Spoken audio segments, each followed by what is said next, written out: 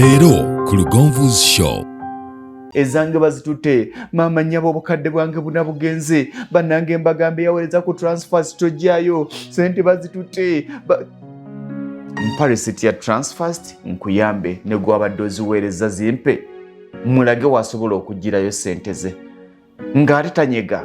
Equity Bank yagaddewo service ya transfers. Tewali abadde na account mu Equity Bank nga account ya transfers. Tewali alina account mu Western Union mu Equity Bank nga account ya Western Union. Tewali alina account mu Equity Bank nga account ya MoneyGram. Nedda, just money transfer ziyitako buyise ziringa mobile money. Mpa ku simu yange nfune obukakafu okuva ku it's a forex bureau, just a forex bureau. Ate nga sibeboka. Mpa ku simu yange tulabe. Nenga yogera ekintu kyatamanyi. Equity Bank bwebanga hello? Yes, hello. Oli otya mukwano? Kakati ndi butereevu ku Lugonvu'S show.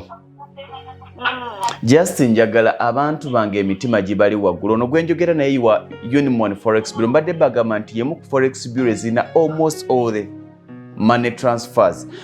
Ne Forex Bureau ya Union yagaddewo transfers. Nedda sebo.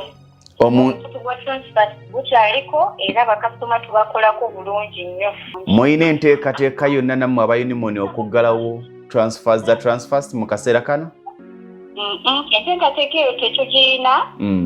Era bwe tufuna information nti abantu tebali bulungi ne tusaba omukutu gwa transfer gukole form of communication eri bakasitoma baagwo nti Equity ngayo eyinza okuba yafunyemu obuzibu naye payout endala ziri available basobola okugenda ne bafuna sente zaabwe. Bw'oba weweereza sente ku transfers bwe zituukanga lumu nga waweereza sente ku transfers ya Uganda zeerabire ani abagambi. Nsaba tukkakkane. Lindirira